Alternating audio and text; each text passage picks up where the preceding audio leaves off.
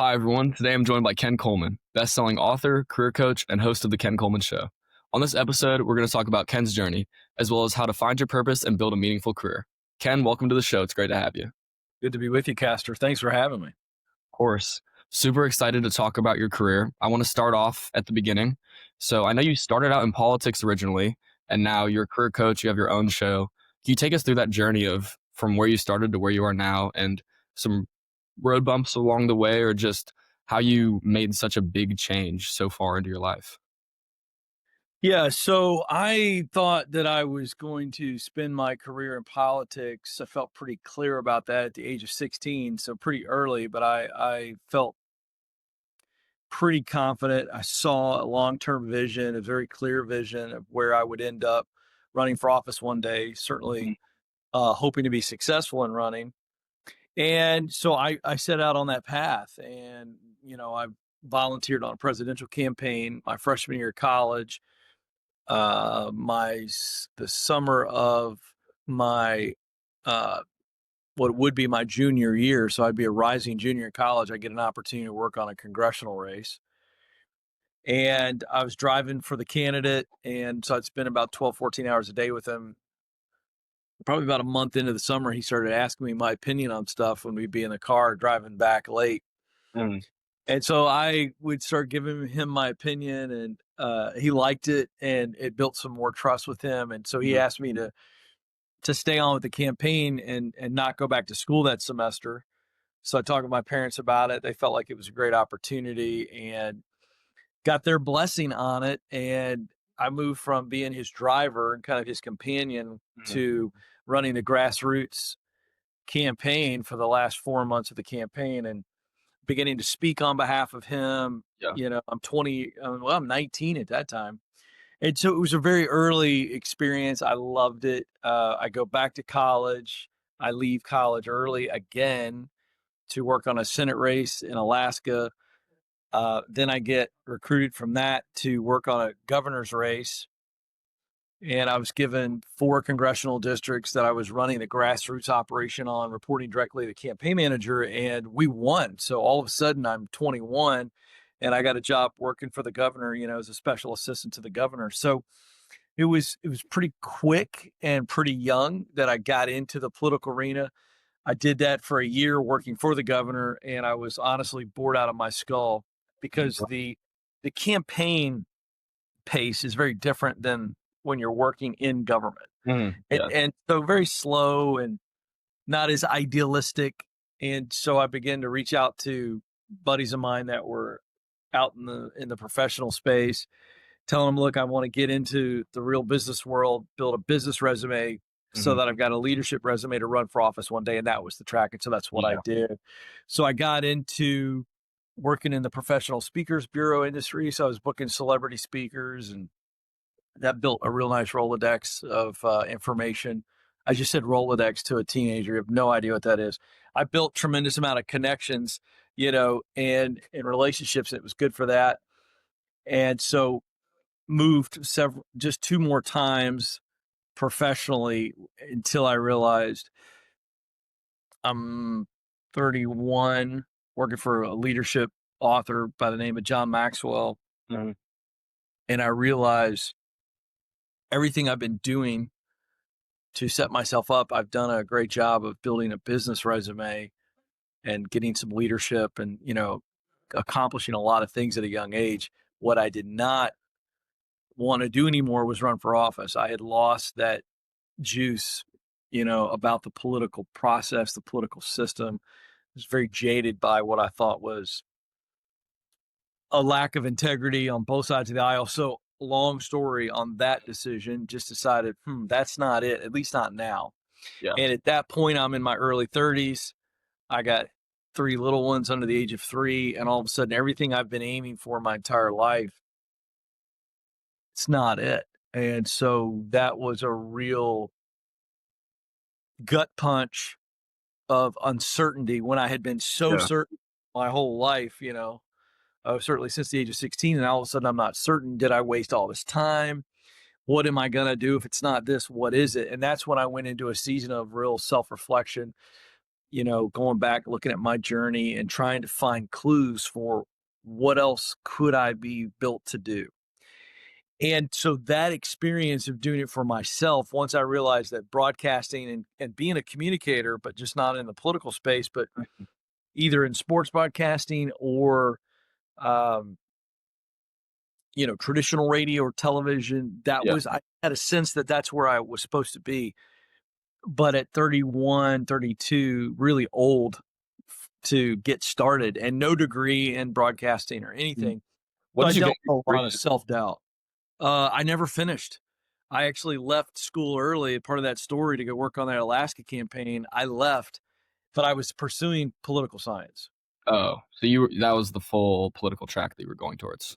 Yeah, and so here I am, no degree, no broadcasting degree, Mm. and it was that self-reflection, dealing with the fear and the doubt, and then the misery of not being where I wanted to be. That's what laid the groundwork for the work I do now. Yeah. You don't want anyone else to end up feeling that way You or in got that it. position. You That's got it. really cool. So how did it come to you wanting to be a career coach? Is that something that you had your eyes on, or because you wanted to be Not in? really, not really. So Dave Ramsey's, a Hall of Fame broadcaster, has a large company, and so he hires me, and the idea was is to he was like, get a show and start coaching people in this space. So Mm, I'd never done any license training. I just had a methodology and I had an experience. And so I just started coaching people on the air. Now, not many people get that kind of crazy opportunity, right? yeah. Uh, so I had to learn how to coach people on the air live Mhm. in 8 minutes.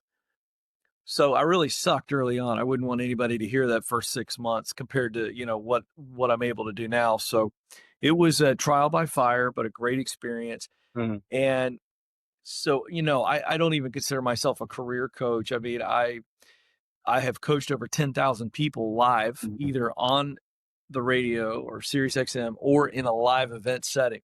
Yeah. But I I just learned how to take the methodology that I developed based on my own journey of pulling myself out of Mhm. kind of a pit of uncertainty and pivoting and doing it successfully Mhm. over a 7 to 9 year period. So Yeah. I had all of that experience going into it. What I had to learn was the craft of coaching people live. Yeah. So, how did you? Because that's a very 7 to 9 years to completely change careers and become as successful as you were.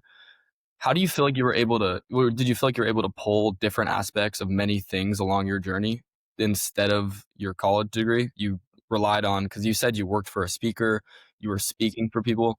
Is that what kind of made you realize, like, "Hey, maybe this is something I'm good at. Maybe I should do this professionally during my pivot?" Yeah. I think when I was in this season, Caster, of trying to Mhm. figure out, okay, if it's not politics, what is it? You're trying to Yeah. figure out. It's really answering the question that everybody has: what should I do with my life? Right. Mhm. What I did was I went back and did some life mapping. And life mapping is a powerful exercise where you can go back and so even though I'm in my early 30s, I'm able to see things like, what did my teachers always compliment me for, or what did adults in my life always compliment me about? Um, and so you begin to write that down. You go, okay, my teachers and administrators in my school were always telling me, you're so good in front of a crowd. You're so well spoken. So you go, okay, there's something there.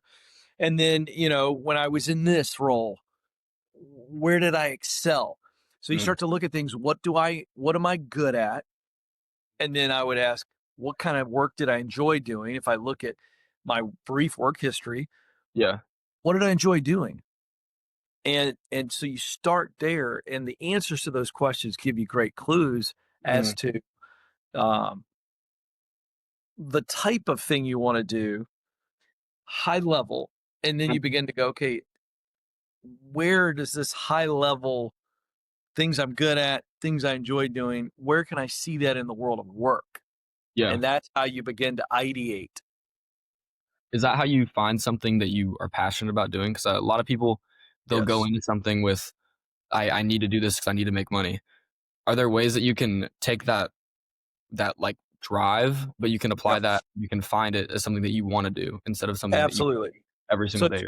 yeah, it's a great question. So there's three things. There's Mhm. talent, that's what we do best. There's passion, that's what we are willing to suffer to do. Like we love it so much. So Yeah. I know you're a basketball player. You enjoy the game of basketball. Mhm. There's a reason why you keep showing up and running suicide drills and to the point that you're almost ready to puke or you'll play through an injury. It's Yeah. because you love the game. So the word passion, the root word for passion in the Latin is pati, and it means to suffer. Mhm. So, many times passion is like, well, it's about love or romance, when in all reality, that's just a modern usage of it.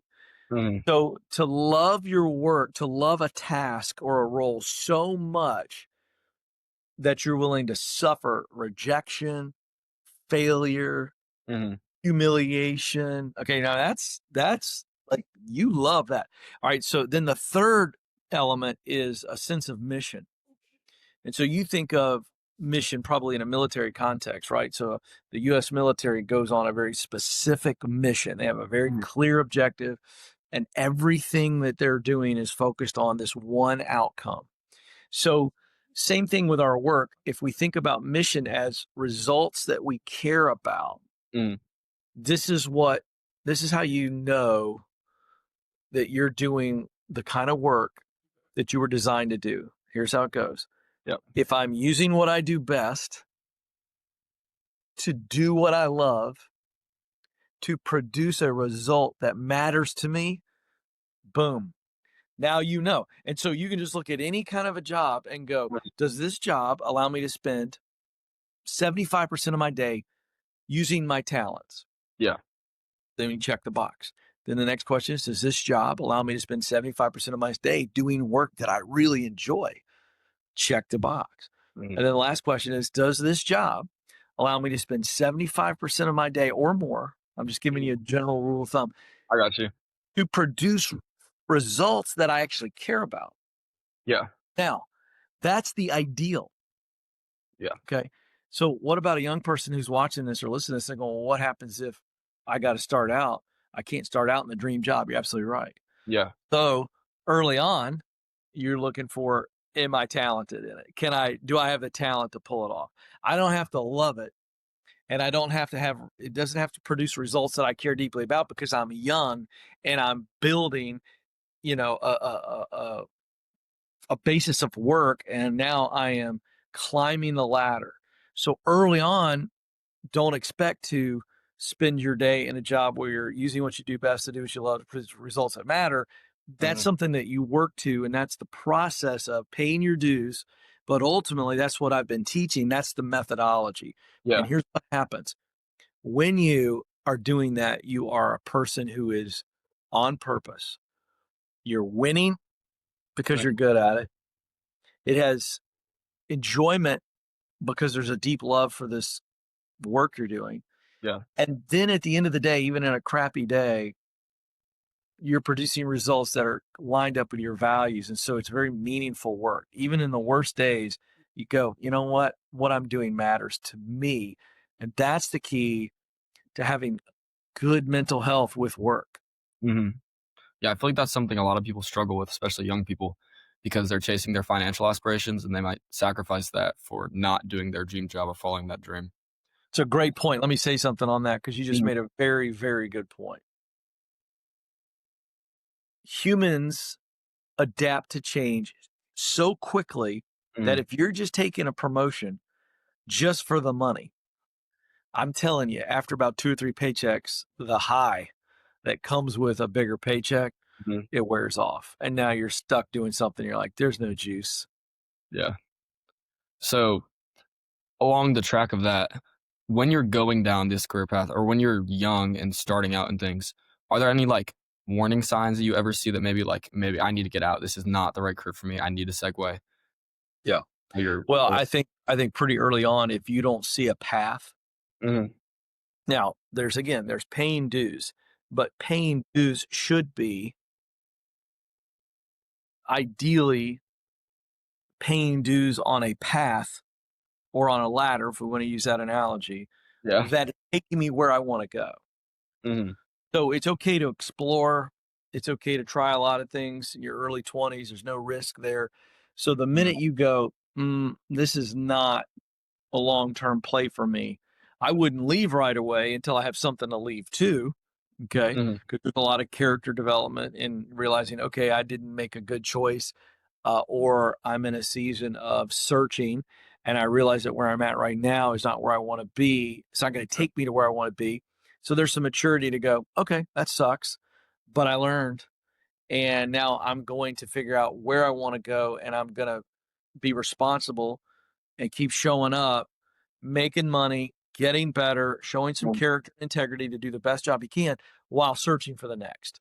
But that advice is really important to not feel like you're stuck and Mhm. that you made some huge mistake because there's a lot of pressure on young people in America today to get the best degree from the best school so that you can get the best job. And that's Mhm. crazy pressure when in all reality, you're not going to get the best job coming right out of school.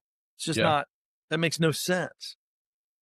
You couldn't go to school to go be a career coach or have your own show. There's no degree for that. There really isn't. I mean, if I had gone, let's just say that I had gone to school for, and I'd gotten a degree in broadcast journalism or, whatever, I still would have had to start out at Yeah. the absolute bottom, making no money because broadcasting is a tough industry and it's Yeah. very competitive. So, um, I carved my own path and it took, 7 years to catch a really big break and then another couple years to take advantage of that break. Yeah. So how do you deal with that when you're a father of 3 young kids and you're realizing, like, I'm making such a big change in my life? How do you go through that, be like, "I'm paying my dues every day"? Like, what do you always tell yourself to just get yourself to keep pushing, keep tracking, know there's a light at the end of the tunnel? Well, one, I wanted to be a healthy husband and a healthy dad, Mhm. and I knew that if I was not pursuing what I was wired to do, that that was going to end up beating me down emotionally and mentally, and then my Mhm. kids and my wife bear the brunt of that. There's so many unhappy men, um, and they drag that home with them. So if you aren't winning at work, you're dragging that home with you. And Mhm. the opposite is true too. If your family life's a freaking dumpster fire, you're dragging that to work. So Yeah. we aren't separate human beings when we're working. We are a human being in a work context or in a relationship context. That's it. Mhm. So it's a good question. The answer is I wanted to, number one, make sure that I was being authentic to who I am, Mhm. so that I'm the best version of me. One, two. Um, I wanted to set an example for my kids. Mhm. Three, I had to keep going. I couldn't just, go wee, I had bills to pay and kids to take Mhm. care of. So I had to slowly, methodically pursue broadcasting part time. I had a full Mhm. time job running my own small business. So I was juggling because that was the only way that I could do it. Mhm. I had to take care of my family first. Of course. So I kind of want to segue into some of the principles you talk about in your book. I want to talk about specifically about the proximity principle because I feel like that's something people hear a lot every day is you are who you surround yourself with. But what are some practical ways you could go about that, or ways that you could actually get to changing your circle? Because I feel like for a lot of people, it's always something that's very hard to change, and it does affect who you are. Yeah. Well, there's a couple ways to go about this. There's a general way and then there's a specific way. What I mean by general is, let's just say for this podcast that you're 17, 18 years of age, Mhm. you're not 100% sure which direction you're going to go. Mhm. So who am I getting in proximity to? Okay. Yeah. So I'll answer that in just a second. I'll leave you all with a little cliffhanger there. We'll come to that. Let's talk about what the proximity principle is. The proximity principle says, in order to do what I want to do, and you can fill in the blank, whatever that professional Mhm. dream is, in order to do what I want to do, I've got to be around people that are doing that and then in places where that work is happening. Okay. Mhm. So the proximity principle is far more powerful when I know the direction I want to go. Okay. Yeah. So once I knew it was some form of broadcasting, then it was like, okay, I got to get around people that are on camera, on the mic. I got to get in places where those people are hanging out, or that kind of, I got Mhm. to get production facilities, I got to get on sets, things like that. So that's the specific piece. Back to the little bit of a cliffhanger here. Mhm. Um, if I don't know what I want to do but I'm young, I'm 17, 18, 19, 20, 21, I still want to get around successful people. Mhm. So even if I don't know what industry I want to get in, I want to get around people that are winning. Yeah. So that could be somebody who's been very successful financially and they've invested well, and you want to learn their investing principles, the way Mhm. they've handled their personal money. So get around multimillionaires, boom, and get money advice from them. Mhm. Get around some people that have got long and healthy marriages. Really. Yeah, sit down with them and go, what's the key to a healthy marriage? Uh, People who have raised great kids, hang out with them and go, what's the secret to raising great kids? What do you want to learn? And so if you don't know, if you don't have a specific direction about industry, then go learn about life, because this is going to set, first of all, whatever those examples I just gave, whatever advice you get from that is going to be Mhm. huge.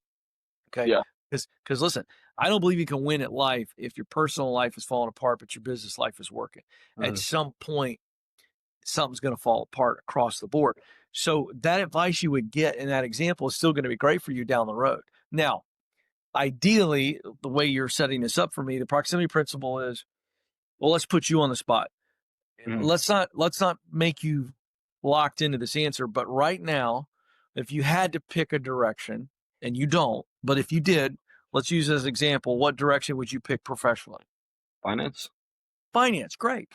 So, okay, so the world of finance, there's a lot of ways you can go there, Mhm. right? There's the Wall Street side of things. There's uh, you know, working in the finance industry as an executive, Mhm. right?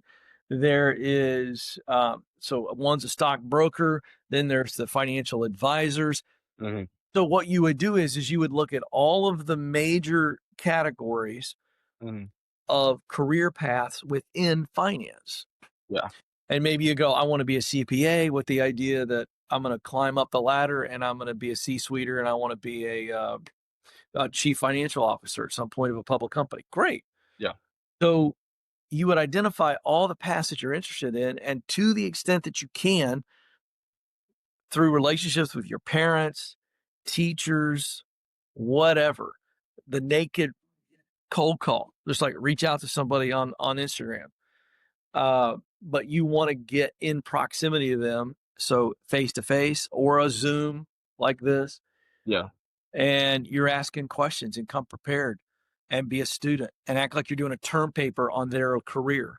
Yeah. If you had to write a 10-page term paper on their career, what questions would you ask? Those are the questions you need to ask. Yeah. And the more you do that, here's what happens. Number one, you learn stuff that you didn't know. You're going to get some tactical knowledge. You're going to get some wisdom about future decisions. Mhm. Um, and that's enough. But what's really great is you're going to make a great impression because you Yeah. showed up to learn. You didn't say, help me. You said, teach me. And that's the Right. posture we want to take. We don't want to say, hey, I'm a young guy. Hook me up, bro. Give me an opportunity. Right. No, Mhm. no, no. We want to show up and we want to learn. And that's highly attractive. So we get knowledge and wisdom by learning. But the other thing that happens is we become very likable and memorable. And many times successful people will be so impressed with your spirit to learn that they'll willingly or on their own suggest other people that you need to connect with. Or the very last question needs to be, hey, who could you connect me to? Mhm. And that's a winning strategy because they want to help somebody who's hungry. Mhm. So the proximity principle is really this: the right people plus the right places. If I put myself around the right people and in the right places, opportunity knocks on my door Mhm. when I least expect it. And that certainly happened in my life too. Some of the biggest breaks I got were things that were years in the making, and then all of a sudden, boom, they just popped. Mm. That domino effect over time, you're taking That's steps to something you don't even know where you're that's going until it hits. that's right. So about these people that you wanna surround yourself with, is there a pattern you ever see in highly successful people? Is there a pattern you ever find in these people where they do the same thing, whatever? Yeah. Yeah. Couple things. One, successful people, one thing they all have in common is they never stop learning. Mm, They have a uh, insatiable. You can't feed it. It's too. They're always hungry to learn. They're mm, like a sponge. They're just always learning and getting better. Successful people. That's one trait or a pattern. Another pattern is they handle failure better than most people. There's an old phrase: sometimes you win, sometimes you. learn. Beautiful. You said learn. A lot of people would say lose. But I love that you said learn because that's actually what we should be looking at. We should be thinking of failure as not I lost, it's I learned. Mhm, And I'm telling you, successful athletes, successful business people, successful people in um, social justice where they're literally like activists and they make massive change. mm, Yeah, I think of Martin Luther King Jr. They just don't take no for an answer. And they whatever failure or whatever hurdle comes their way, they just can deal with it. They mm, don't let it keep them down. That's a huge pattern. And then I'll say one other one that sticks out to me. Of you can see this in successful people. So the first one is um, they are always learning. Second, they just they're just so tough. They know how to handle failure. And I think the third one is they they are constantly connecting other people. Really successful people are, they connect others, and then those connections come back to them mhm, because they're so gifted and they got their antenna up looking for opportunities to connect other people. mhm. And they are connecting for themselves and for other people. So they're just connectors. They're good at relationshiping. And boy, because that is the currency of success is relationships. Not money? No, no, listen, money is a function of relationships. Your ability to make more money isn't just talent based. It's who you know, not what you know. I've Because heard if you want to win, um, you need to be connected. Now, mm, there's some outliers. I'm sure somebody could debate me on that and go, well, Elon Musk, but eh, eh, by and large, the currency of success mhm, moving up is relationships. It yeah, reminds me of the old man who walked by a fence one day and he saw a turtle mhm, sitting up on the top of a fence post. And he said to himself, well, that turtle didn't get there on his own. And that's true, right? And so mhm, the ability to move up in life is going to be related to your ability to build relationships because no one gets there by themselves. yeah. That kinda ties back into you're talking about the most successful people you know are connectors. When you're trying to find the most successful people, those are the people that are going to connect you. So it all kinda plays back into each other where maybe one day, now that you've talked to that successful person, you've built up that use the proximity principle, and now you're successful, that you might go work for that guy. You might be a help to him, and so it all kinda comes together, and I kind of understand that. It's a pretty cool way of looking at things. So I want to ask another question about when you're young and you're first starting off. Is there any mistake you see the young person make in their career that you're like, "Ooh, that's the one thing you don't want to do"? Yes, I think this is above all the biggest mistake young people make. Mm, Be impatient. It's so hard to be patient when you're young. It's hard to be patient when you're 51.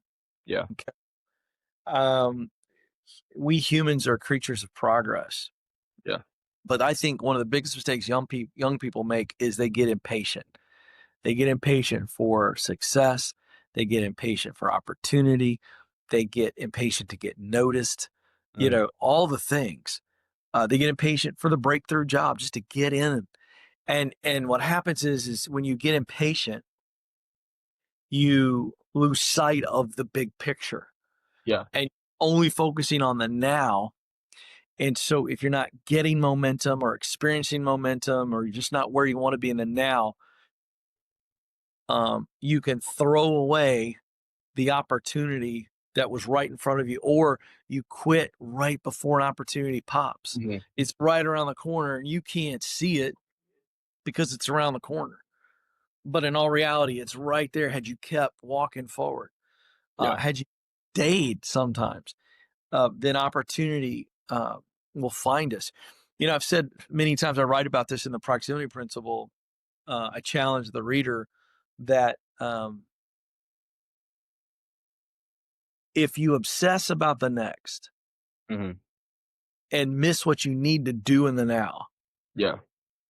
you ultimately can sacrifice the next. So we've got to win the now. And winning the now, showing up, not quitting, Mhm. planting where you are and realize I'm here now. Um, See, the right time only happens, Castor, when we're in the right place. Yeah. It's not the other way around. And so if people, you show me somebody who says, "Oh, I can't catch a break, the right time hasn't happened," I can say, "Well, you're not in the right place." Yeah. Because if I need to catch a train tonight and I don't have a ticket, Mhm. but I need to get on a train, where am I going to go? Train station? Train station. I don't have a ticket. I don't even know when the next train's coming. But if Mhm. I go to the train station and I wait long enough, I will find the train I need to get on. And that's the simple analogy there. Keep showing up in the right place and stay in the right place. Mhm. Only then can the right time happen. And the right time will happen. It really will. So, there's another thing that I wanted to ask you about that I found in there is you wrote books. So, Right. from being where did you learn to write a book? Like, that's very different than Yeah. anything that you'd been doing. What was it like writing your first book, like that Well, experience? it was terrifying. No question, it was terrifying. I Yeah. didn't take a writing class, but what I did do was I hired a writing coach, a writer who wrote with me. And Mhm. so, I knew what I wanted to write the book about. Had a pretty good idea where we were going, but I hired this guy because he was a professional writer and had written books Mhm. before. So I hired him and he coached me through the process. He would go, do this, do this. So in a case like that, you can always hire somebody who can Mhm. coach you and guide you through it. But I always was always pretty gifted with words and communication. So it wasn't the writing part that was what I needed help with. It was the structure. Yeah. How do you structure a chapter? What's the right flow? Stuff Mhm. that I had not done before. But by hiring a really good coach who coached me and edited for me, and then I had an editor with my publisher as well, which helps. So when you get a book deal, the publisher has an editor who really guides the process as well. I went Yeah. the extra step as hiring a writer to help me, and because that helped me learn. And so, you just learn by doing. Mhm. Are there any books that you've read that kind of have inspired you? It's a little random, but I would say I feel No, like it's a good some question. something that I've learned or stuff that I've heard a lot in the past is that reading is the most important way to kind of learn something. Is there any books aside from your own that you would recommend to the young person that would kind of shape their journey or really give them a jump start? Yeah. Yeah. So a book by Harvey McKay that my dad got me when I was 17 Mhm. taught me the art of connecting. It was called Dig Your Well Before You're Thirsty. Mhm. And it was the idea of think about who you could call in the middle of the night if you needed $5,000. You Really? know, Dream example, but it was all about, who do you know in every area of your life that could help you? Mhm. And the idea of dig your well before you're thirsty. At that point in my life, it was a fabulous book. I think every young person ought to read it. It's super simple, easy to read. Um, uh, Another book, super short, easy to read by Austin Kleon called um, Steal Like an Artist. And steal like an artist is not, he's not saying plagiarize. but he says the way artists, you take a musician, all musicians, you think about the Beatles Mm, or who's one of your favorite musicians? I like a lot of music. You put me on Just the give, spot. I Country know, music, give me Treaty Oak Revival, who? Treaty Oak. Okay, great. So if you read up on them at some point, they've probably talked about artists that inspired them.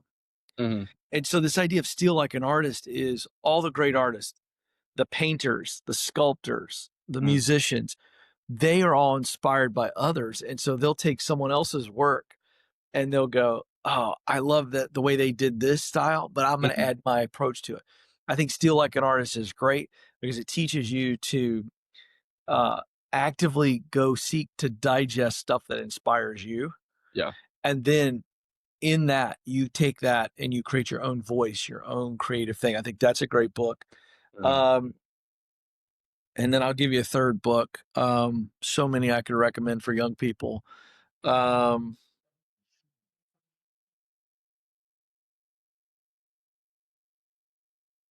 Leading with the Heart by Coach K, legendary basketball coach at Duke.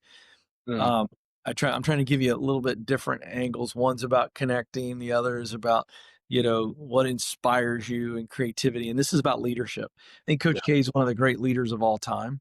And so that's a book. It's called Leading with the Heart. And he had such a great familial relationship with those Duke players. And I had the opportunity to mhm, interview him twice.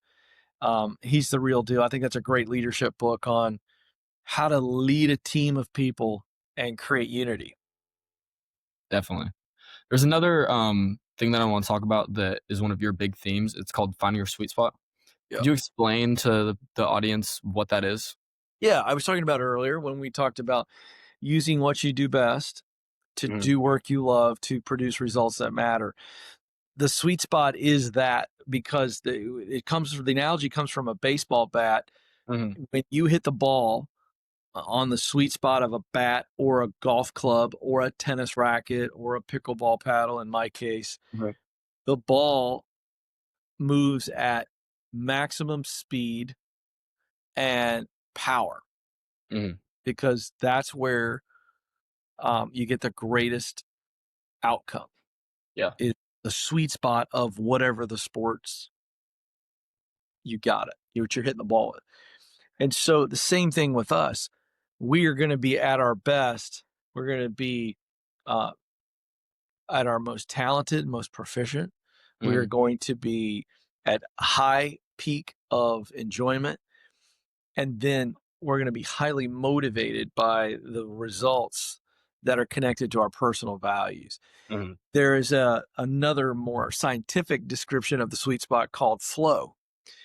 well, And a famous psychologist by the name of Mihai Csikszentmihalyi, I can't even hope to spell it, but there's a famous TED talk about this, and he talks about when we're uh, in the state of flow, as I'm describing, this is how we get there.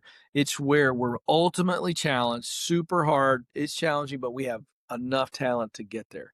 mhm, And he describes the state of flow as ecstasy. Now that's a pretty big deal. I mean, we're talking euphoria. And he's like, this is the case. And I've experienced it in my life. I know that if I'm on television and I'm in New York or I'm in studio or I'm here in Nashville and I'm via digital and they're interviewing me, but I know it's millions of people watching, yeah, and I know sometimes when I'm on and when I'm off, and when I'm on, it feels effortless. yeah, And definitely. you've done that. You've been in the zone before.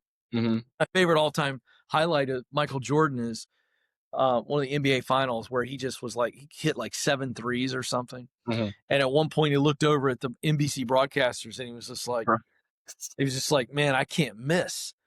And so, that's a state of flow. mhm, The sweet spot is that intersection of what we do best, what we love to do most, and the results that we want to contribute. mhm, and that brings you right to the flow. So 100%. You feel it. It's hard to yeah. describe.